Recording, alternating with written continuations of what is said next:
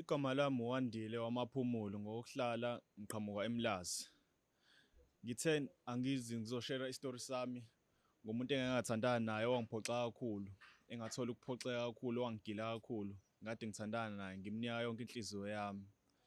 Umuntu ebengithandana naye before owangigila kakhulu uThobeka Ndlovu.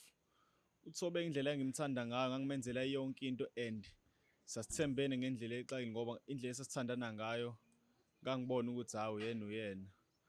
UThobeka saqala ukuthandana naye sase-high school. Ukuthandana kwethu sasithandana kwazi ngisho abantu abaningi esikoleni and ukuthandana kwami naye sasithembene kakhulu. UThobeka indlela ayethembeke ngayo kumina ngangibona ukuthi cha ungithanda ngempela ngoba even ngisho amajidi emshayela esikoleni wayevele wanika inamba yami ngoba ngivele ngithole ngama-calls nje siqhamuka kumajidi. Athuke esekhuluma nami uthi hayibo kanti akhuluma nami etshela ukuthi akhuluma naye. Ilapho ngavele ngabona khona ukuthi cha umuntu oneqiniso, umuntu futhi othembakele. Ngabona ukuthi hhayi kumele ngibambelele kuyena ngoba ngiyabona ukuthi hhayi ubambo lwami. Indlela engase ngivuleleke kuyena nakuyena sithandana ngawo ngenza ukuthembeka nakuyena ngoba ngimbona ukuthi uyangithanda. Wayesaziwa ngisho ekhaya, even ngisho abangani bami basebemazi bonke uThobeka. UThobeka ngangimthanda kakhulu, inhliziyo yami nje eyikona konke kuyena. UThobeka sase-high school ngoba ngangingazi ukuthi isimo sakhe nesasekhaya ayifani, kodwa esakubo wayebexakeke kakhulu.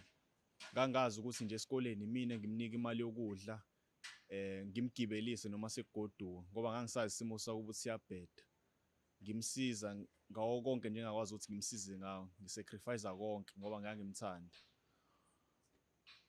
UThobeka wayengitshela konke ngisho even ngisho kubangani bami khona abangani bami bamshelayo, wayengitshela ebuye eze kumina engenzela ukuthembeka, abuye eze kumina azongitshela ukuthi usibani bani uyangishela. Ngicela nje uqaphele usibani bani uyangishela, umngani wakho kanti unjani? Azayibuza lo ngize ngibone cha uthembekile. Ukuthembeka wakwenza ngoba kwathi komunye wabangani bami emshela wazizwa semthanda nakuyena bacishe bathandana, kodwa wabuyela weza kumina wangitshela ukuthi uyazi ukuthi sicishe sathandana nomngani wakho, kodwa nginqandile lo ngoba mina uthando lami nawe alisoze lavinjwa yilutho. Hhayi ngabona ukuthi cha, hhayi uyena lona ngiyamthanda. Saqeda ukufunda e-high school, sasuka sekumele siye e-varsity, sesiphumile e-high school. Ngenxa yokubuka isimo ukuthi isimo sakubo sinzima, uma usufikile nase-university kudingeka ama-registration kanjalo, imali yokurejista nani ukuthenga ama-laptop kanjalo into zokufunda. Ngase ngithi mina ngihambe ngiyobamba itoho ngithole umsebenzi. Ngathola umsebenzi ngathi yena ahamba e-varsity awuqhubeka iy'fundo zakhe ngoba efisa ubunjiniyela. Engakwenza ukuthi mese ngitholile umsebenzi, ngitholile itoho, ngasacrifice konke. Ngahamba ngayosebenza, ngamsiza, ngamthengela iy'ncwadi, ngamthengela ama-laptop, ngamthengela amafoni, ngakusacrifice konke, ngamkhokhela i-registration. Wafunda kwaphela vele u-NSFAS awusheshe ungene. Ngakwenza konke. Yazi even abangani bami baweze bangibuza bathi ngiyahlanya yini ukuthi ngamenzela into ey'ngaka, ngimenzele konke. Ngithi mina bafethu understand ukuthi lo muntu sithandana kanjani naye, senzelana kanjani naye uthembeka. Hhayi impela baye bathi abantu hhayi ungabe umethemba umuntu ngoba kusuke kungayena owakini, kodwa hhayi indlela esasithembene ngayo ngangithi hhayi cha uyena hhayi. Wafika-ke uThobeka e-varsity ngamenzela konke, even ngimtransferela ngisho imali ye-airtime, asho ukuthi imali ye-airtime akanayo, ngizame ngipatanise, ngizame ngihlanganise ngoba ngangibamba itoho. Asho ukuthi imali yokudla akanayo inyanga iphelile, ngizame ngihlanganise nakhona ngimtransferele, ngimenzele konke. Kodwa kwathi uthi nje unyaka uphakathi unyaka khona ese-varsity bese ngithi ngiyamfonela esinye isikhathi angisamtholi emafonini, ngithi ngifuna ukumbona abike lokhu naloku, athi ubhizi yena uyafunda nani nani, usenokungiziba uma ngikhuluma naye ko-WhatsApp nani nani. Hhayi ngiqale ngibone ukuthi hayikhona into e-wrong-ke manje ngeke akukwazi. Umuntu ebesithandana naye kanje, even ngisho ngimfonela sikwazi ukukhuluma iminitha elilodwa athi hhayi usebhizi uyoba busy na-something, ngibuye ngamtholi kwakona. Kuke kuphele nje iy'nsuku eziwu-4 noma eziwu-5 ngingamtholi efonini. Abuye esethi kumina bebhizi, bengenaso isikhathi sokungena, bengenaso isikhathi sokukhuluma nami. Kodwa ngibone lapho abangani bami sebengitshela nawe ukuthi hayikhona awubheke iy'nto zakho ndoda ngeke lo useyakuchithela, kodwa ngingakholelwa kuloko ngoba phela mina nabe sinzelana ukuthembeka. Hhayi uthe kusuka emva kwalo ngabona ukuthi hhayi lo khona into esayenza hhayi even ngisho ngizama ukuthi ngicela sibonane kodwa angafuni ukuthi eze kumina, angafuni ukuthi eze kumina endlini mhlawumbe sibonane nani nani, afuna ukuthi sihlangane nje emnyango kuphela noma ngize kuyena khona esikoleni. Hhayi loko kwase kuqala ungisola ukuba ukuthi ngibe ney'nsolo yabo ukuthi hhayi khona lo into eseyenza khona umuntu asemtholile. Hhayi ngathi iyodwa indlela engizothola ngayo ukuthi lo ngoba ngamthengela ifoni yathengwa yimina kumele ngithathe ifoni ngamtshela ngamfonela ngathi ngicela sihlangane. Hhayi wavuma-ke ukuthi sihlangane ngoba evumile leyo langa nakhona sahlangana ngaphandle. Hhayi mesihlangana ngathi sakhuluma ngangamjampisela futhi ngangamkhombisa ukuthi hhayi khona engikusolayo. Hhayi ngase ngathi mina cela ngibole ifoni yakhe naye impela wanginika ifoni ngase ngayithatha ngahamba. Hawu wadinga ukuthi ngiyithathelani ifoni ngathi phela cha eyami le foni mina yakuthengela le foni ngahamba kanjalo. Hheyi ekuyivuleni leyo foni hhayi izinto engay'thola phakathi nezinto abesezenza hhayi ngathola okuningi nanokuthi akaqomile umuntu oyedwa futhi baningi.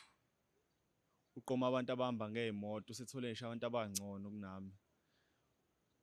Owangithusa kakhulu ukuthi khona ngisho umuntu abethandana naye khona lapha evasithi obeyaziwa ngisho nabangani bakhe, la bangani bakhe bengibazi mina sathandana e-high school. Okusho ukuthi besengenza isilima nje ngempela, kusho ukuthi besefuna umuntu ongcono ofundile washiya mina ngingafundile. Angikholwa futhi nokuthi ukhona umuntu oseke wangigila wangiphoxa njengoThobeka. Angikholwa nokuthi usakhona omunye ophinda angiphoxe ngoba hhayi ngafunda lukhulu kuyena, ngafunda ukuthi nje umuntu ungabome ethemba noma kuthiwa senidonsa isikhathi esingakanani, nathandana isikhathi esingakanani, ungabome ethemba. Ngisho kuthiwa wakutshelani wakuthembisani, ungabome ethemba. Ngoba ukhona omunye ozamile futhi emva kwaloko ongigila njengaye uma ngihlanganisa ngithi ngiyaqhathanisa yena. Khona ozamile ongigila njengaye ngimtholile emva kokuthi uThobeka. Wazama ungigila njengaye kanti hhayi ngafunda lukhulu kuThobeka, ngabona lukhulu. Wafika kumina wabona ukuthi ngiyasebenza, wazama ukudla imali, elo engitshela ukuthi uyangithanda. Hawu kanti umuntu unendoda yakhe athandana nayo kade badonsa nayo kumina bey'funela imali nje ngoba esebenza. Hhayi engike ngikusho ukuthi hhayi noma bethi umuntu senizwane kangakanani nani athandana kangakanani ungabome ethemba. Ngafunda lukhulu kuThobeka ukuthi nje umuntu ungabome ethemba noma kuthiwa senithanda isikhathi esingakanani. Thobeka wayitholela umuntu ofundile njengaye khona evasithi owangishiya mina ngoba sekutholile usesitholile isitebhu sakhe sokuthi aphakame empilweni. Wangishiya kanjalo mina ngoba sesendaweni engcono sethola umuntu ofundile njengaye. And inhliziyo yami yaba buhlungu and akekho umuntu wesifazane engibona ukuthi ngiyophinde ngimethembe 100% ngoba hhayi bengitshela ukuthi abantu besifazane banothando kakhulu, bayakwenza ukuthembeka. Kanti hhayi ngibonile ukuthi hhayi akubona bonke abanjalo futhi kunzima ukumbona, akukho lula.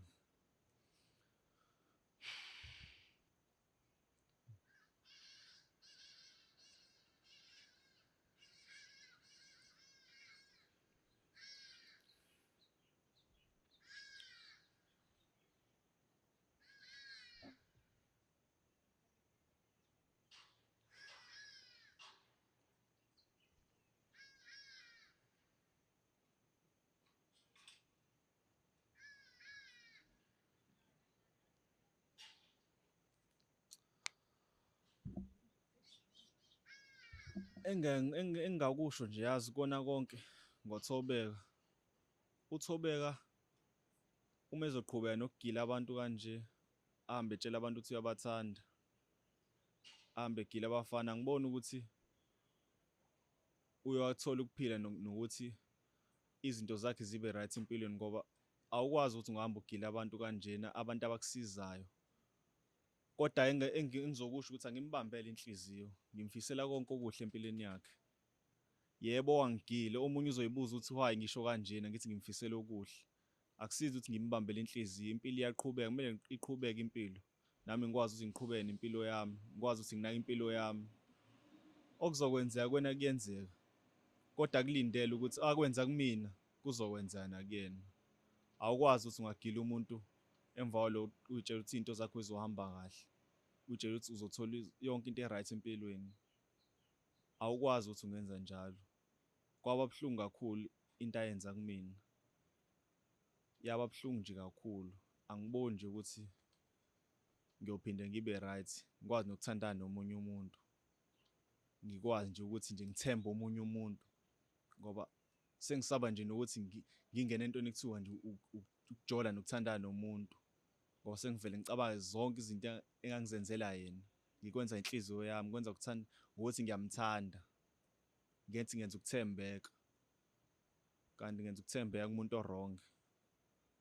Engizoke ngikusho nje ukuthi umuntu ongabe umethemba ngoba akena owakini.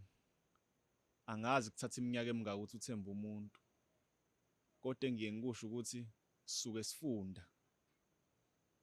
Kuthiwa umuntu ufunda aze afe, hhayi ngafunda lukhulu.